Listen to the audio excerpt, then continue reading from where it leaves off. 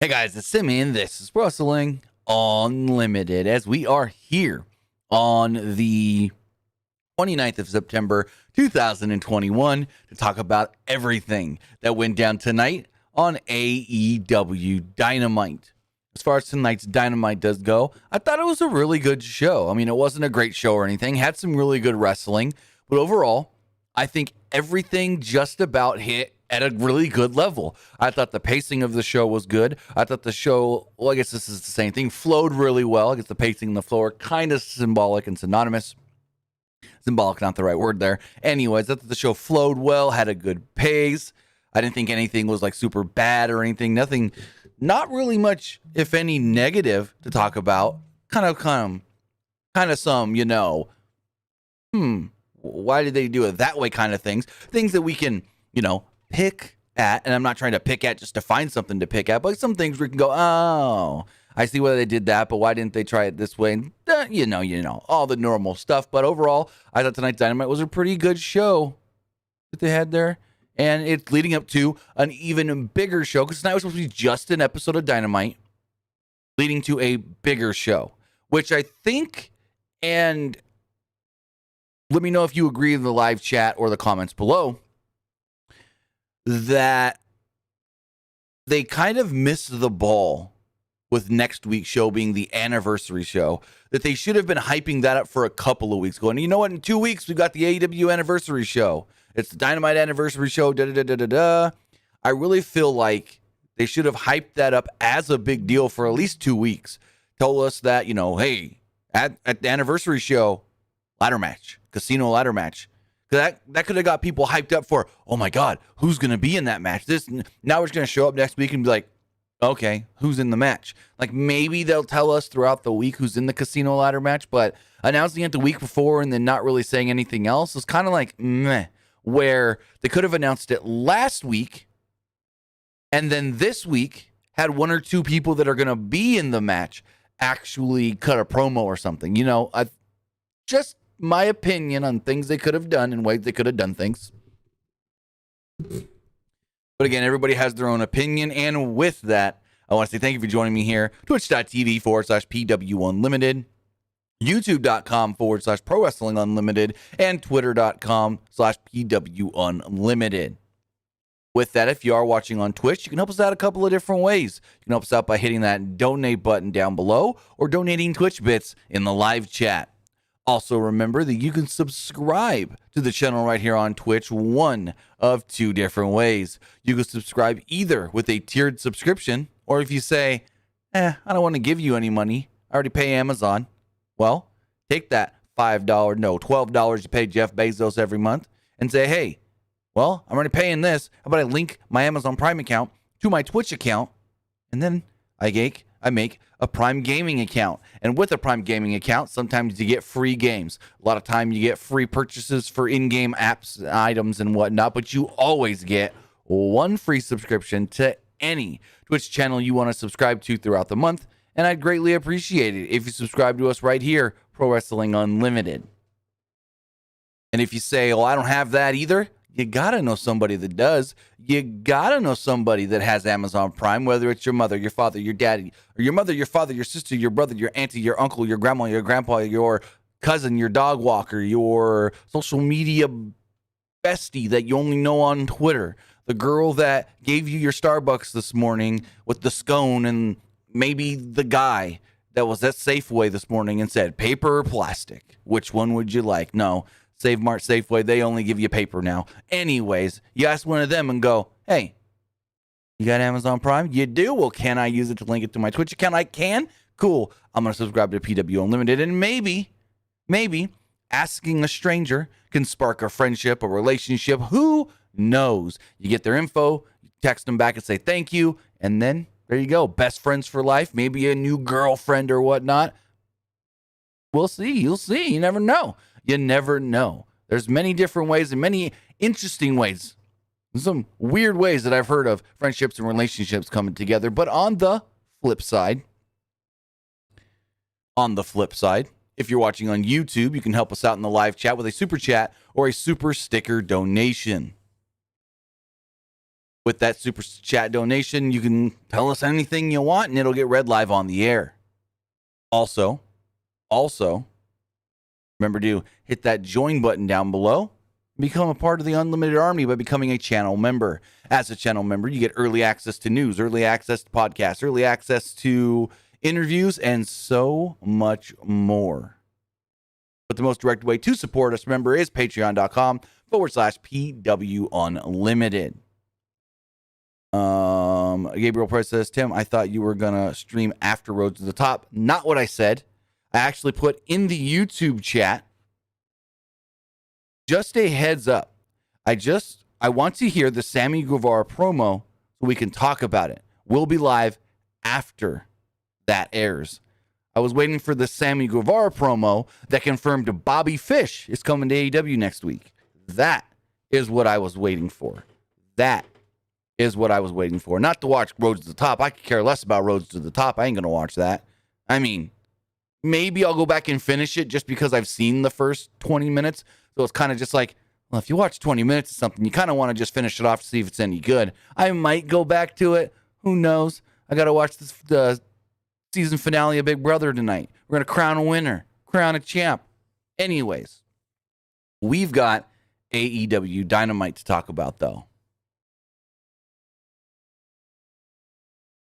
And the show itself opens up with CM Punk making his way out to the ring. And I go, oh, Punk gonna cut a promo. Nope, never mind, I was wrong. Punk joined commentary. And I thought, okay, Punk's on commentary just for the Adam Cole Jungle Boy match. But no, Punk joined commentary and stayed on commentary for the entire show. And I liked it.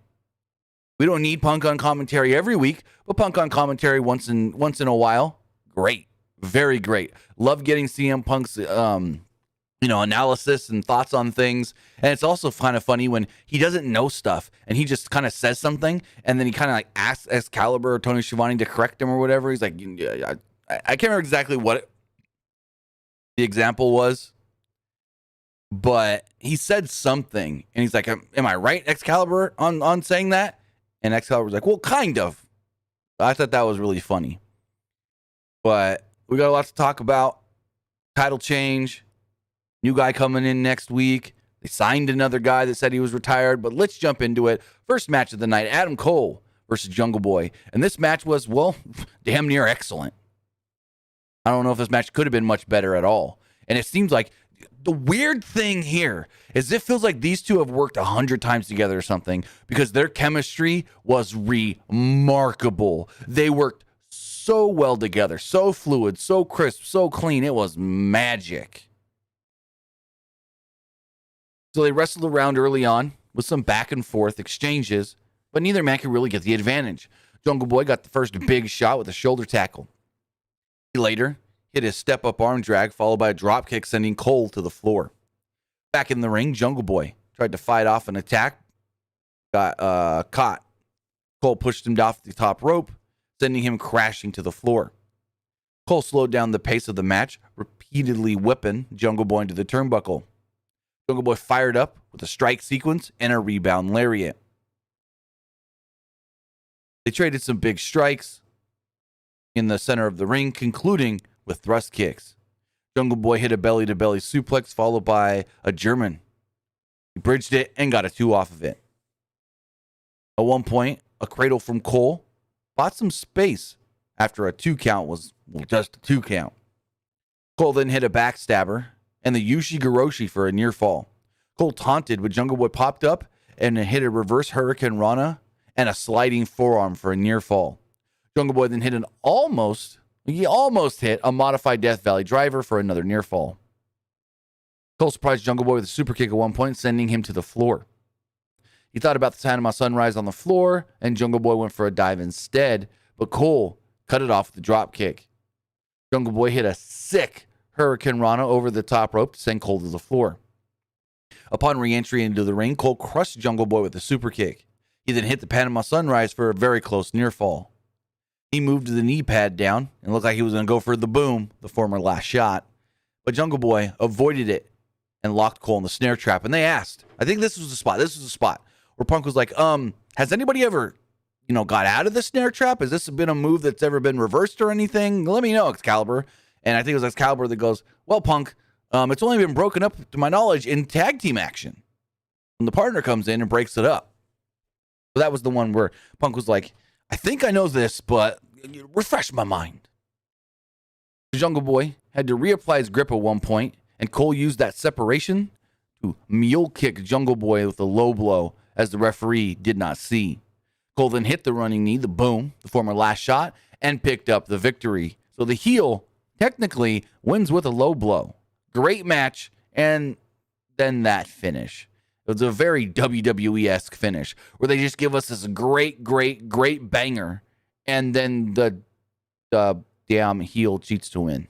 So it's like, kind of took the wind out of the crowd. He hits the low blow, and the crowd goes, oh!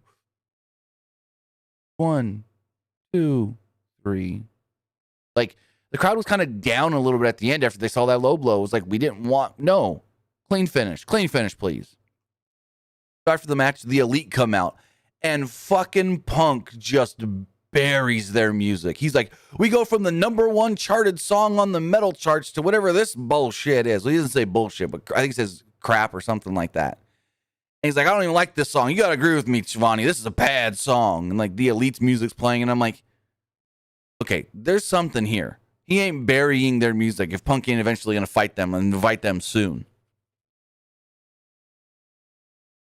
So they celebrate with Cole through a commercial break, and once back, Carl Anderson talked up the Elite. Anderson not on the show last week, not even in Jackson or in New York. BTE, they made it seem like he was there but couldn't come to the ring for jerkable reasons, or should I say jerk-offable reasons. He was kissing in the back and couldn't stop. Anyways, Carl Anderson back this week. He said, to be elite, you need to be the world champion or the greatest tag team of all time. Cole then said that he called his shot and beat Jungle Boy all by himself. He said he's undefeated. Well, he only actually had 2 matches. Brian Cutler tried to say something and was cut off by Nick Jackson, who gave the mic to Michael Nakazawa. He's like, it's time for the greatest promo in all of pro wrestling. Michael Nakazawa. And the crowd starts chanting, CM Punk, CM Punk, CM Punk. Nakazawa then goes, I got nothing to say. Omega then talked about all the positive responses and accolades about his great match last week with Bryan Danielson. But he said that Danielson couldn't get the job done when it counted, and he's not getting a rematch. He's not ranked, and so he doesn't deserve it, which technically Omega's not wrong. Crowd then goes into a loud yes chant before Danielson makes his way out to the ringside area. He asked the fans if they wanted to see a rematch between he and Omega, and in fact, they do. Danielson said, Omega won't face me because he doesn't have balls. He said, ladies and gentlemen, I present to you Kenny No Balls Omega. And fucking Punk goes, well, there's a T-shirt right there. And the crowd just goes, no balls, no balls, no balls, no balls. They go wild with the no balls chant. Omega is livid. And Danielson's like, you don't want to face me. Maybe there's a member of the Elite other than you that's actually got balls. I'll face any of you on Rampage. And Omega's like, oh, Rampage? Really? Really, Brian? You got to wait till Rampage? How about right now? And Danielson's like, all right, cool, but I ain't coming alone. Out will then come Frankie Kazarian, Jurassic Express, and Christian Cage. To get down into the ring, the Elite jump out of the ring, they back up ramp, and the segment ends. Where this is leading to is on Friday, which is actually being taped right now. We're going to get Bryan Danielson versus Nick Jackson. That match should be fantastic.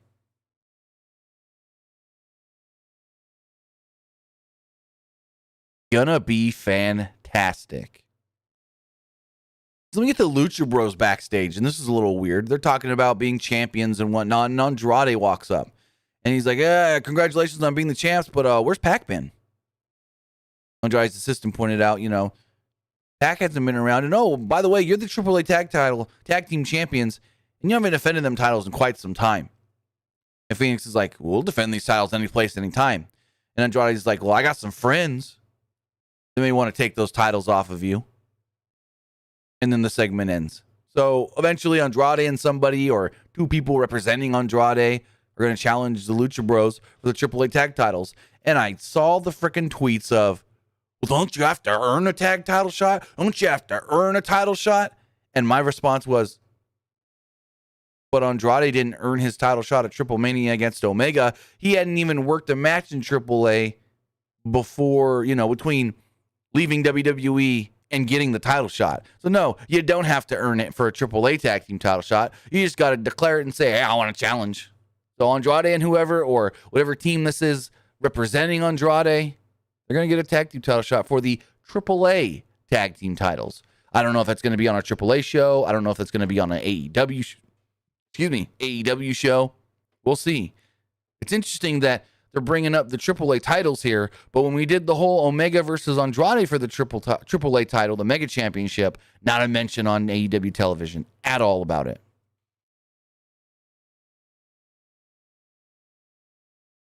Going forward, we got Cody Rhodes versus Lee Johnson. No, Cody Rhodes and Lee Johnson against Dante Martin and Matt Sydal. This match was really fun. All four men looked motivated to have a really good match, which everyone should always be motivated to have a really good match. But the end, the promo afterwards, boy, we'll get into that. That was interesting. Very. Cody Johnson and Arn were selling some disconnect at the start. Cody and Dante started off the match, and they wrestled around for a little while before tagging in their partners. The High Flyers had the upper hand on Cody and Johnson, and at one point, CM Punk actually compared Dante Martin to a young Tiger Mask, saying that he hadn't seen somebody that can fly around and do moves like this in the ring since Tiger Mask back in the day. So Dante and Johnson had a really entertaining athletic exchange before it broke down and went to a break. Johnson was in control on Sydal upon return. A drop kick brought Sydal enough time to tag in Dante as Johnson tagged in Cody. Cody's snap power slam got a 2, but Dante's Tyrus took Cody down with a disaster kick. No, took Cody down, and the disaster kick took out Sydal. I kind of wrote that as a run-on sentence. Whoops. Cody then hit the Din's Fire and got a near fall off of it. Also, I've got a message here I need to check really fast. I have some news. 2 seconds, guys. Bum, bum, bum, bum, bum, bum.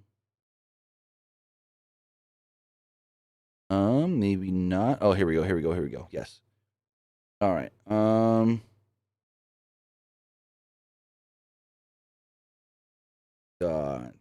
Oops.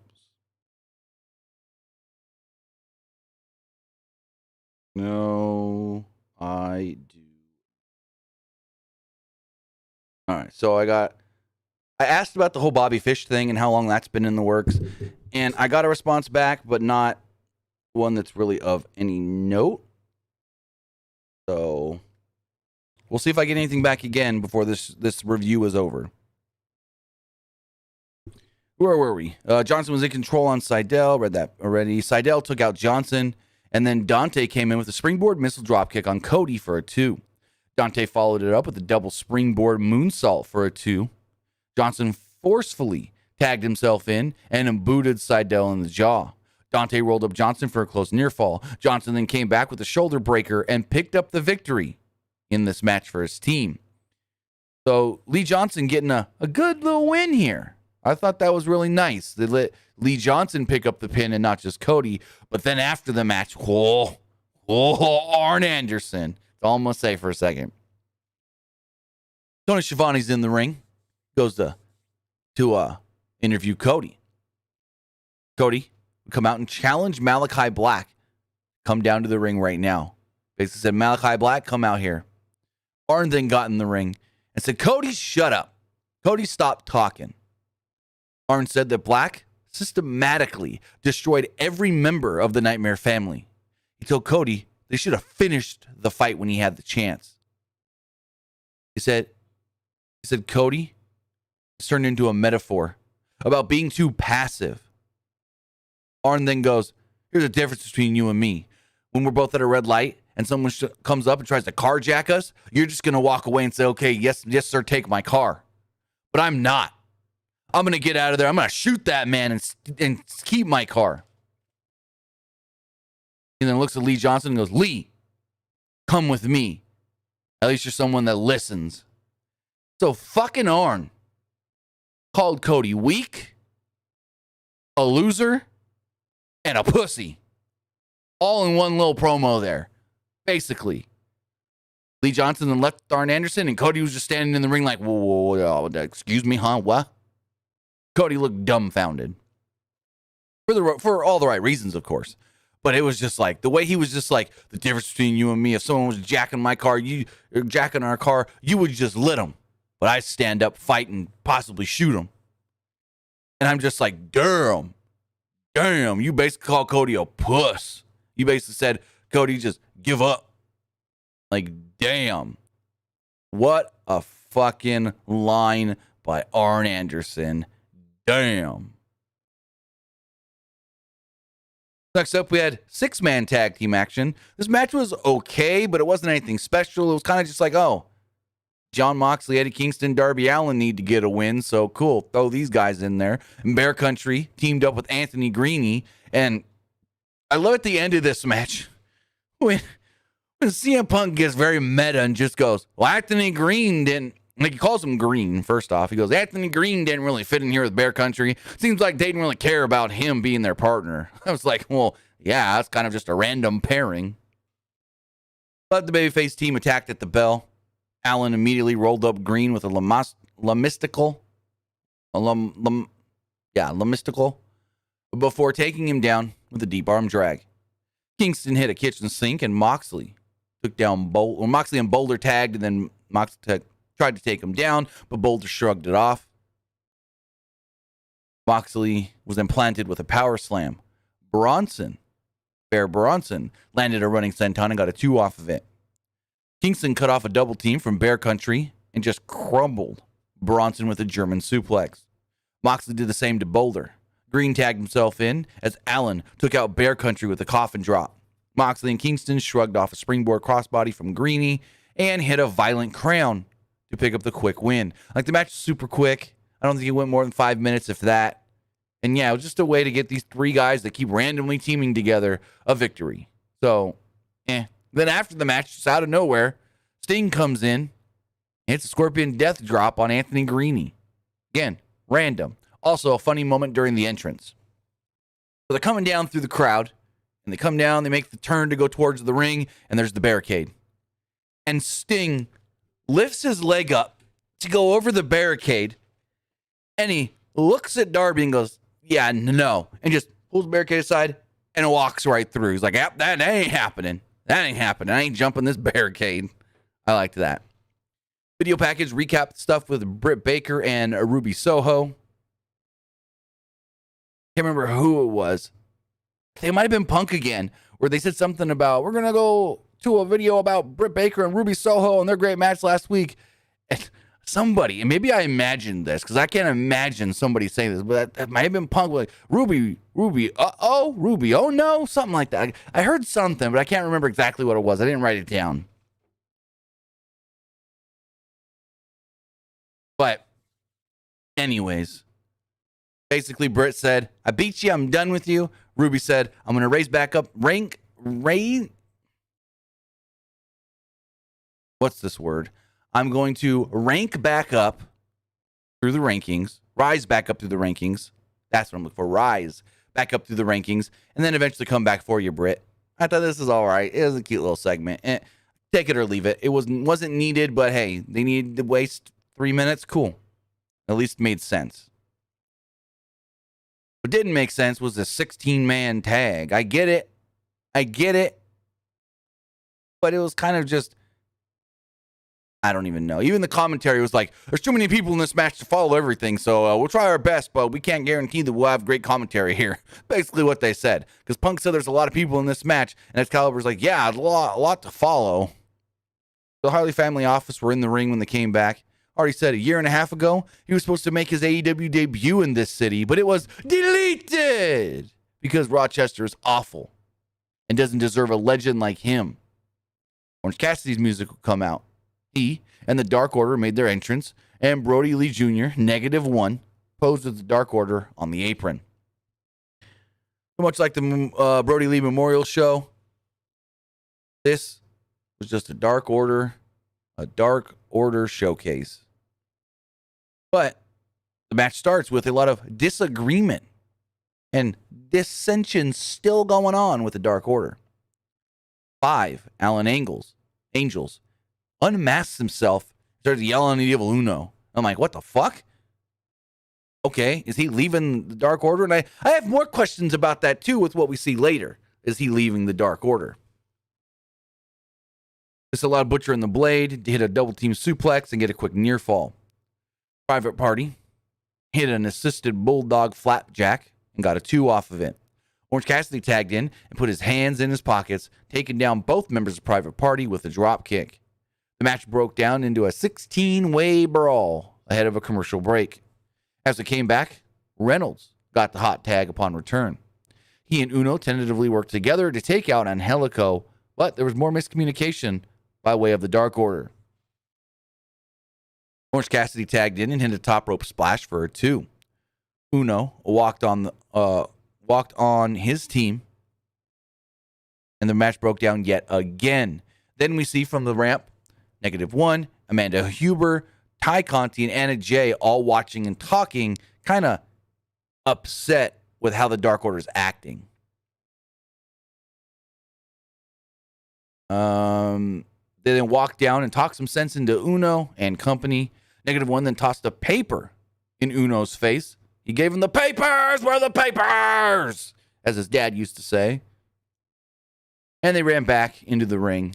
Everyone in the Dark Order landed some big dives and big hits. Ken hit an insane spear through the ropes to the floor. Silver brought out the most ridiculous sequence of offense you'll ever see, taking out everybody because, well, it's John Silver. He's the most over guy in the Dark Order. Everybody loves him, so give him a big moment. Ken then planted a big old spine buster. Orange took out Hardy with the Orange Punch. Silver and Reynolds hit their combo offense. Uno and Grayson hit the final fatality and picked up the victory. The Dark Order wins, and then they hug it out afterwards. So are they just fine? They're just good after all this? After Anna Jay saying that they need to come together and this and that, they're just fine? I get it. It's cool that they all finally came back together in Rochester. But it's like random as hell that all of a sudden Tony Khan puts out a tweet. I've asked the Dark Order to put their differences aside tonight in honor of Mr. Brody. But then they're just cool. They're just good. They're just whatever. I don't like the way that went. I understand why they probably did it that way. But I don't like the way it happened. Because I think there needed to be, and that should have maybe been Anna Jay weeks ago, somebody coming back and saying, hey, I'm now going to take over. Listen to me. You know, if that's not Anna Jay, maybe it's Hangman, maybe it's Wyndham Rotunda. I don't know. But there needed to be somebody. Because the Dark Order just being all copacetic again, just whatever. It was kind of just the way they did it. And I get that, New Jeffrey. They had to for Brody Lee. Like I said, I understand why they did it the way they did. But for storyline purposes and the way they've been saying in the past that, Uno, you're not our leader. Uno, we're not going to listen to you. Uno, you're not the leader of the Dark Order. And then commentary saying maybe they need somebody to come and put the Dark Order back together. And then Anna Jay saying, if you're not going to listen to me, who are you really going to listen to? They kept planting the seeds of a new leader coming in and whooping them into shape. And then they're just fine. So why do they even need now? Now if they come and say Wyndham Rotunda's their new leader, why? They need a new leader to keep them together. Why? They better not be fucking arguing next week, because then this week's thing will be all for nothing. Then we get an interesting promo and video from Lio Rush. He said ever since the last time he was in AEW, Tony Khan can't stop calling him. He's calling him non-stop. Start talking about stock markets and investments and investing in himself and investing in different businesses and saying he's LBO. LBO Leo. He is LBO Leo. I didn't write down what he said LBO stood for, though. If anyone knows in the chat, let me know. What did he say LBO was for. I can't remember. He said it, but I don't remember and I didn't write it down. He just like LBO, and he showed his necklace that says Leo. So cool. And AEW did officially announce, hey, we've signed Leo Rush. Even though this fucker said that I'm hurt and I'm going to retire after my injury. I'll finish off my contract with New Japan and then I'm done. But then signs a fucking deal with AEW. This is the third time this motherfucker's come out and said, oh, well, you know, I'm retired. I'm done wrestling. And then just pops up somewhere. So can we really take him serious? No.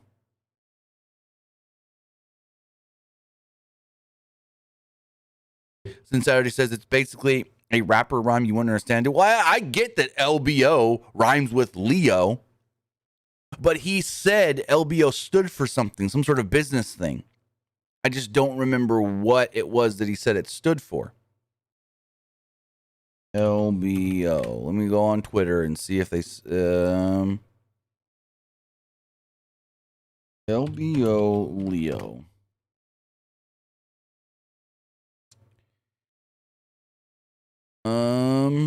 Let me see. Because I know he said what it stood for in the promo. But yeah, not even anyone on Twitter has said it. He tweeted out, and I'll pull this up, what he tweeted out. He tweeted out this. After it was announced.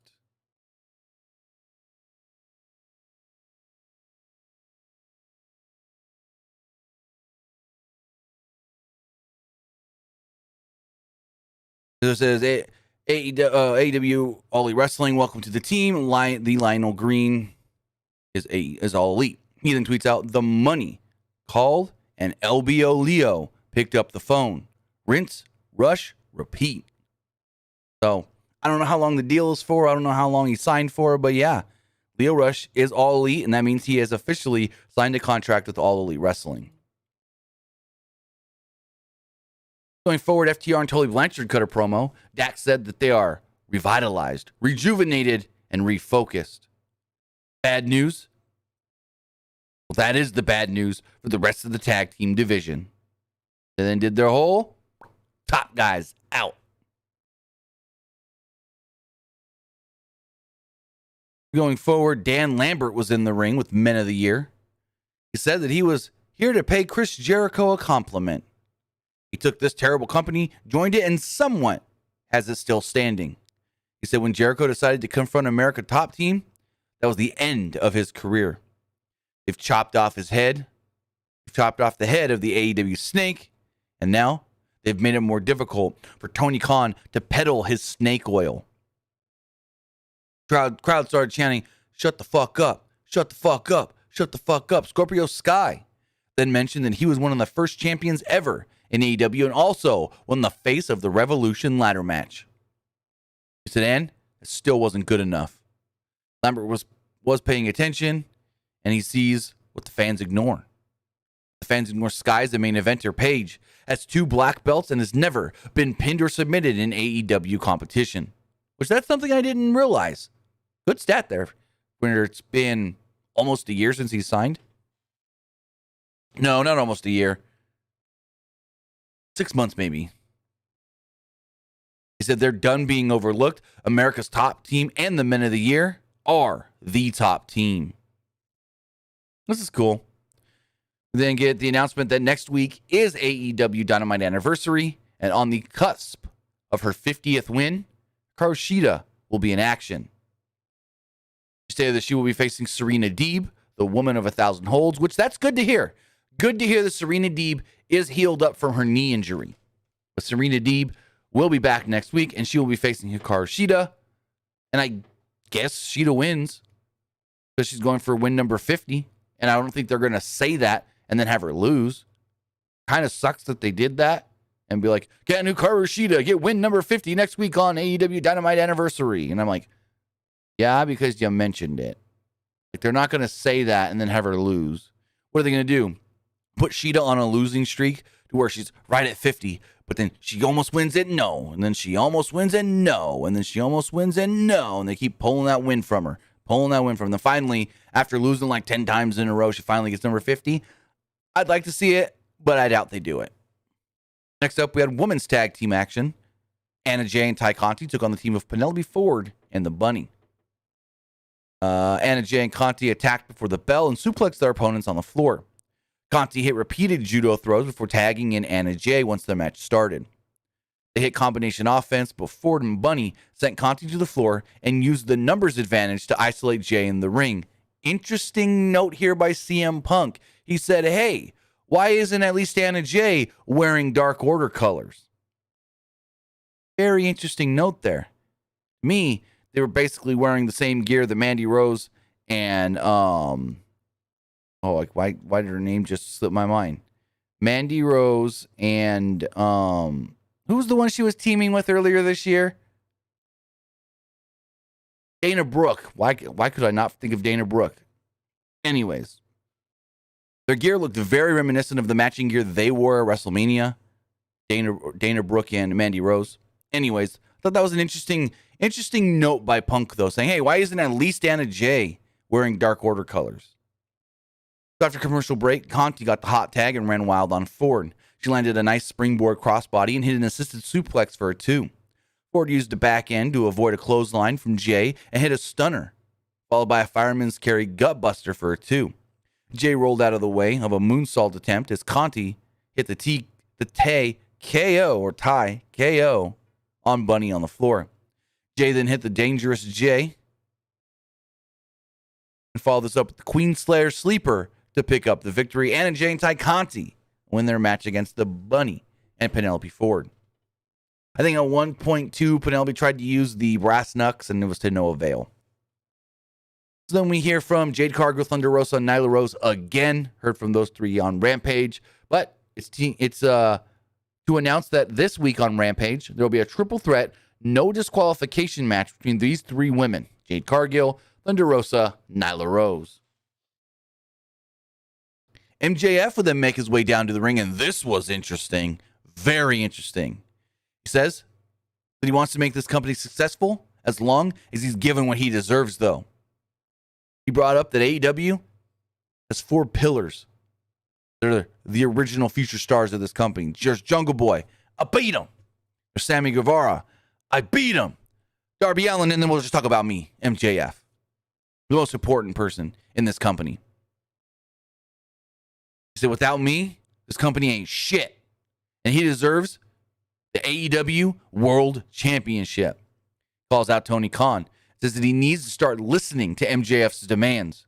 He then says, back in my day, when I was in MLW, I had some friends, and I have some contacts from there. Why don't I call up Bruce Pritchard and get a better job then if I'm not going to get what I want here? And I go, oh, fuck, he just name dropped. Just straight up name dropped Bruce Pritchard and said, hey, you don't give me a world title shot? I'll go to WWE. I'll go to New York. Very interesting. Darby Allin's music would hit, and he would make a beeline for the ring. MJF cut Allin off before he could even speak and said that it'd be fine to just be number 2. Allin can be Pippen, Scottie Pippen reference, because MJF is Jordan. Allin then asked if he was done talking and demanded that MJF leave if he doesn't want to get what he wants. Leave AEW if you don't think you're being treated the way you think you should. Said, nobody will care if you do. Quote, how can you be a pillar if I'm the only one who's won a championship? Interesting note there. MJF then got hot and heated and asked if the crowd knew why Allin is straight edge. He said because when Allin was a kid, his uncle died in a drunk driving accident with Allin in the car. MJF said that night, the wrong man died and demanded that Allin hit him. He said, hit me, hit me. Allin didn't budge. Told MJF to keep talking. MJF and Wardlow just tried to nudge Darby into fighting. Didn't happen, so they left the ring. I think this is going to be our program for all. How many weeks do we have till? No. I would think Full Gear, but I think that's too far away.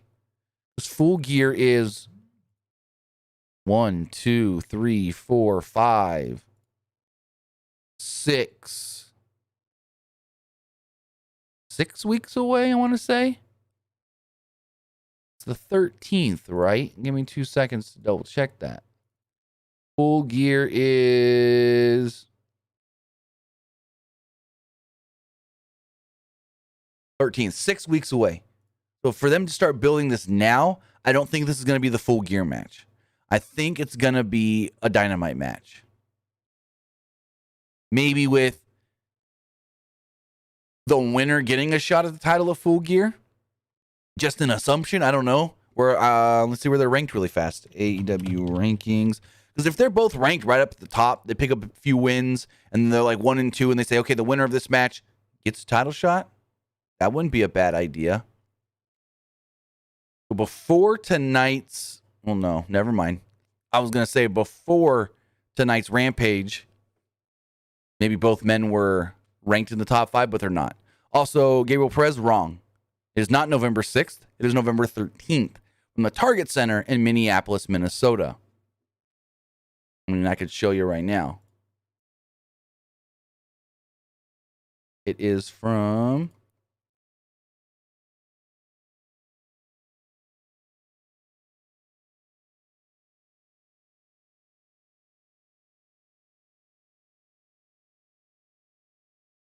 Boom.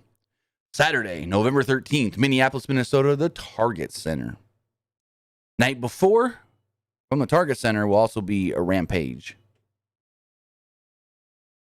So they pushed it back a week because they don't want to go against UFC in Madison Square Garden. And I think there's a Canelo Alvarez fight that night. There's a big boxing fight that they don't want to go against as well. But it's November 13th. But yes, Orange Cassidy is ranked number 1.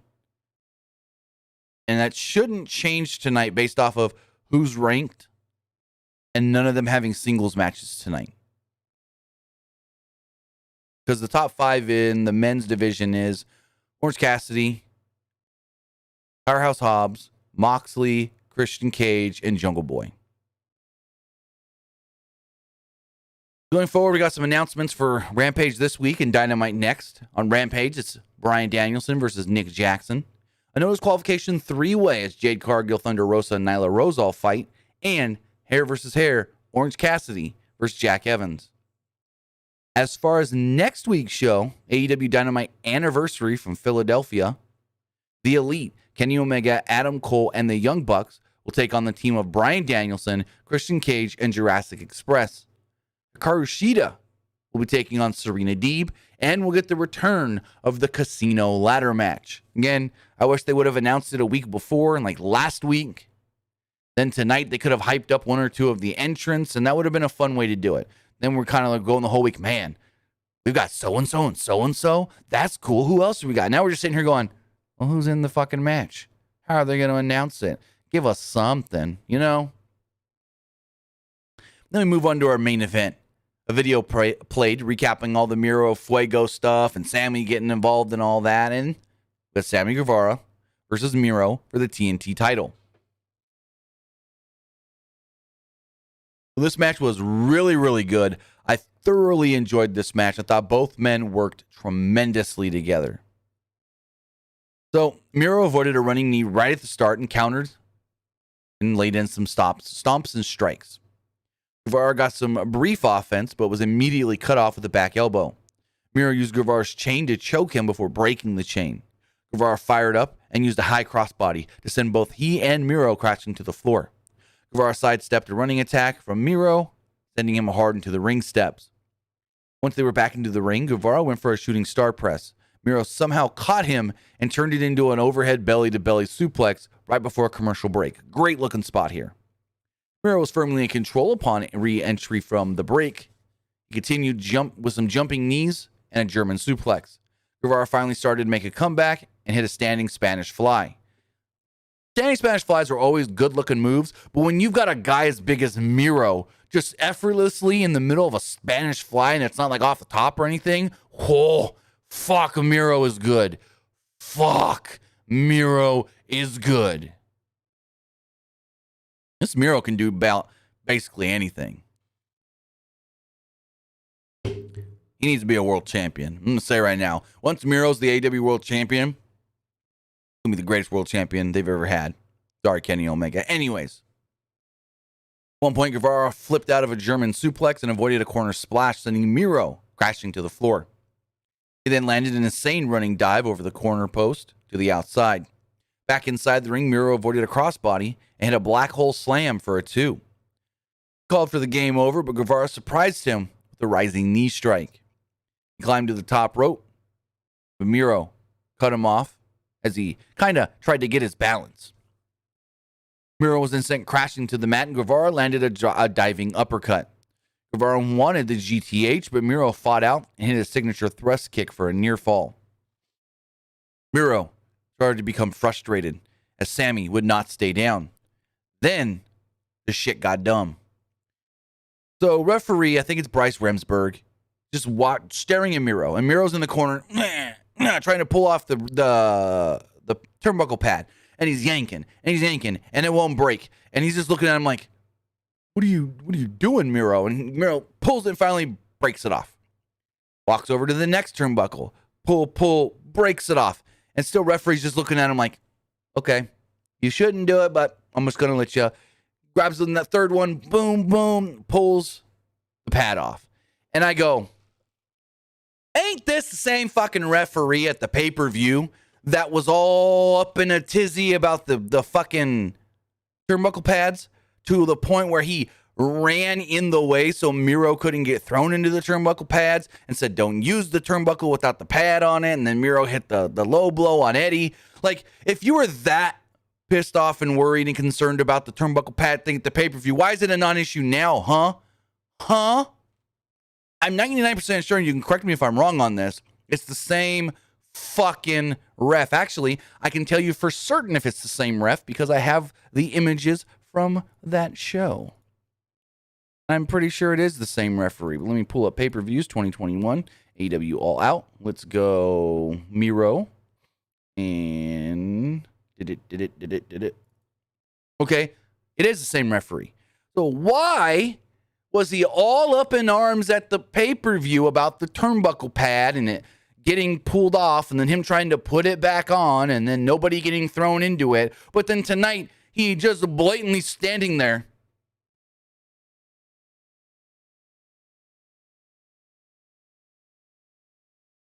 Like, AEW makes the referees look so fucking stupid.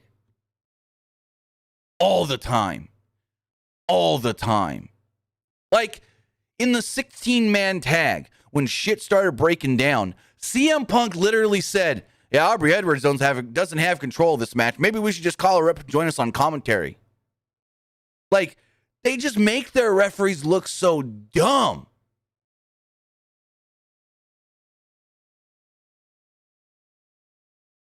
But regardless, it did play into the finish here. Miro's frustrated as he started ripping off the turnbuckle pads, and Fuego del Sol would run up and jump on the apron and get in Miro's face.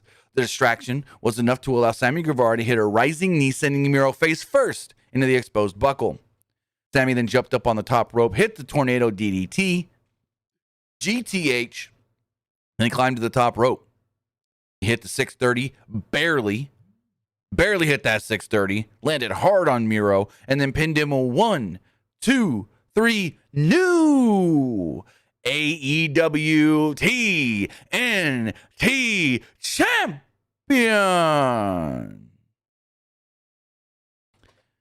Confetti starts flying in the building here in Rochester.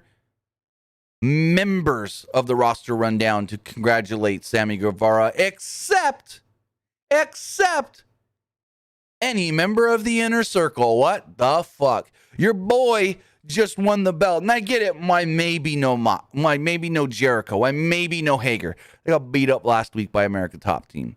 But no Santana and Ortiz. Again, I didn't see them. If they ran down, I didn't see them.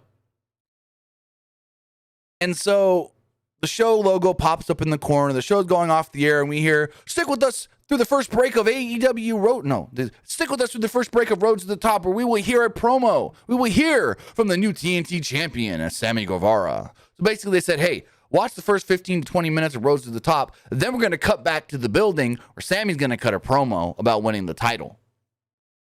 So that was a good way to kind of pad the ratings at the beginning of the show for Rhodes to the Top, as I bet you a lot of people, including myself, only stuck around to watch that show just to hear what Sammy says during the commercial.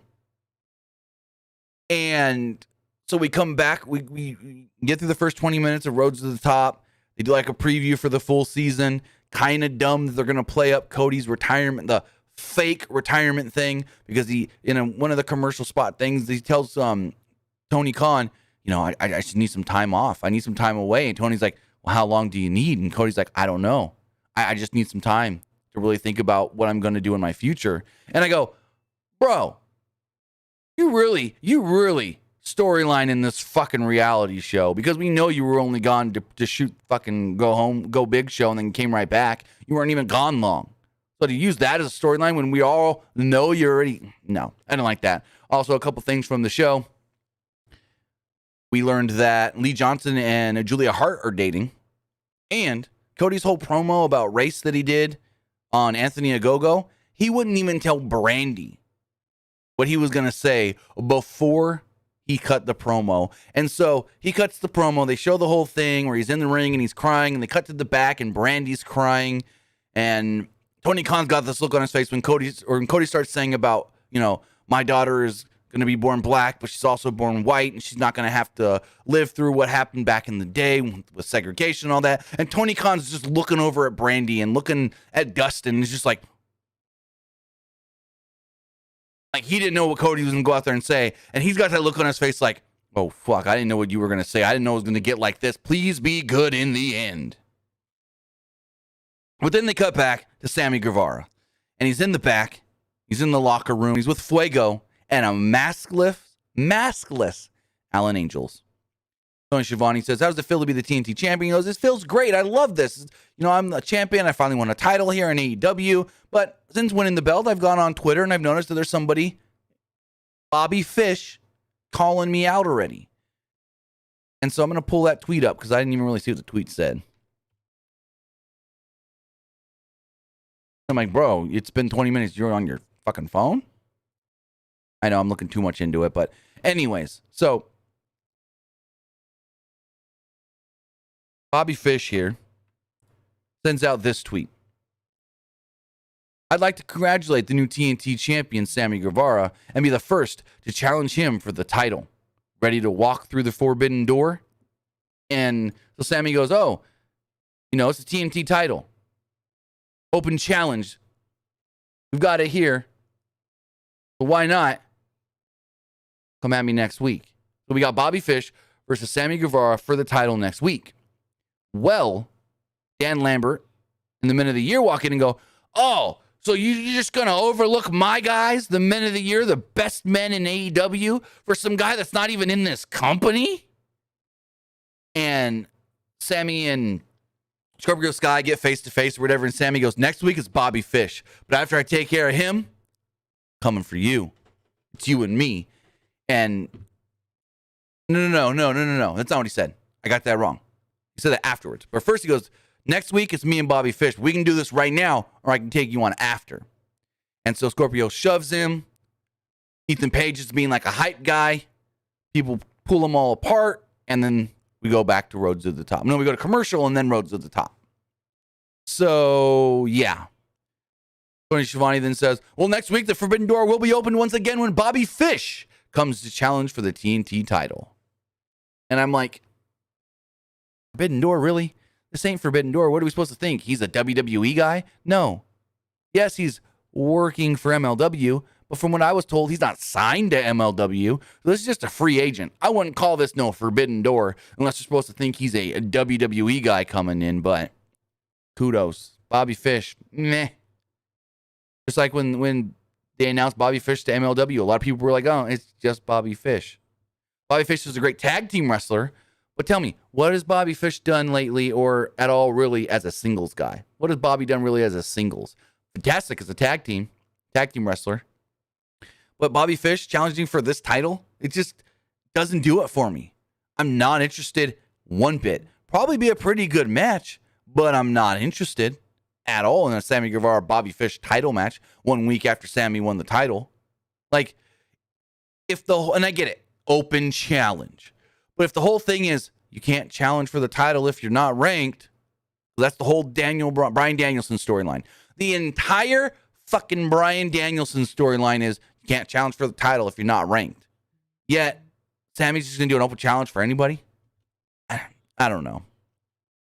Whatever. But with that, Bobby Fish coming in next week. Well, cool, I guess.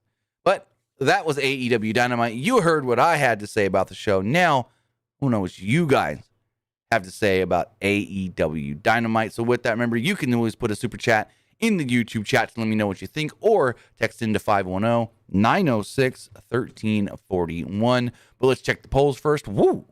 Twitch poll. 100% of you liked tonight's Dynamite. As far as the Twitter poll does go, we'll check that one first. Twitter.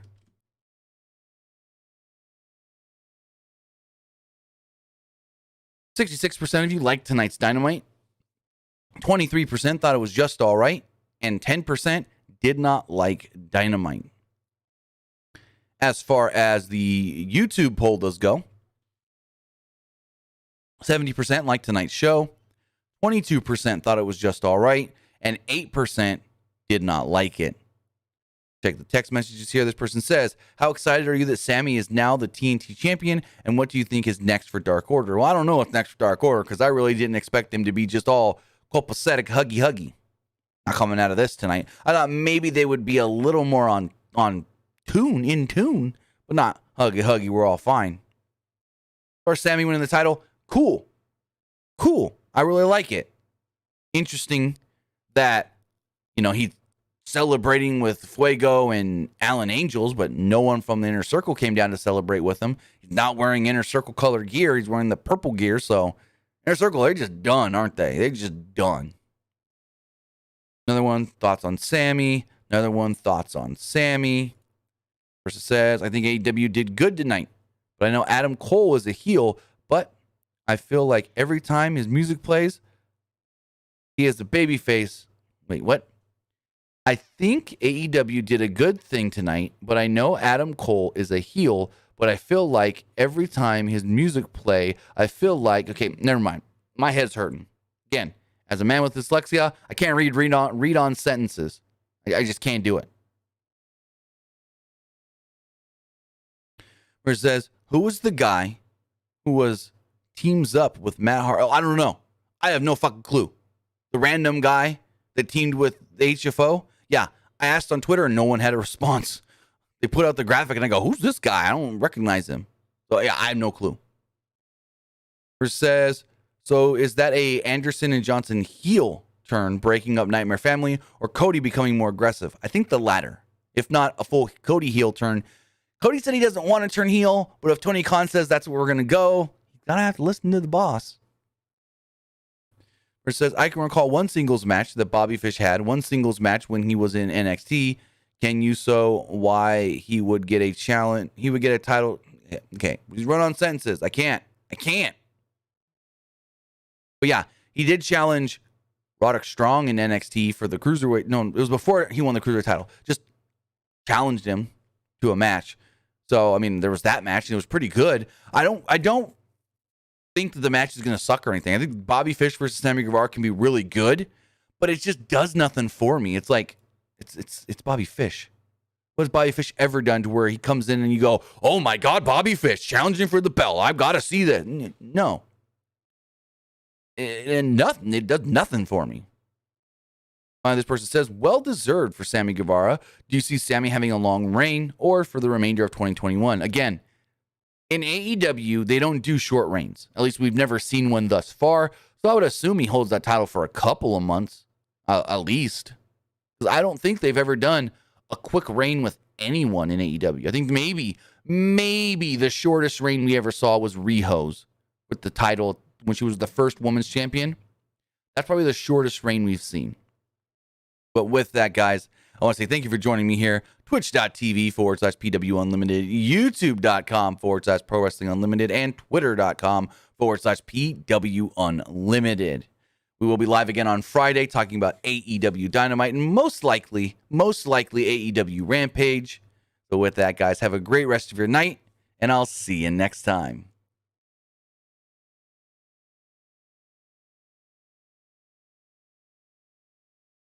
All right.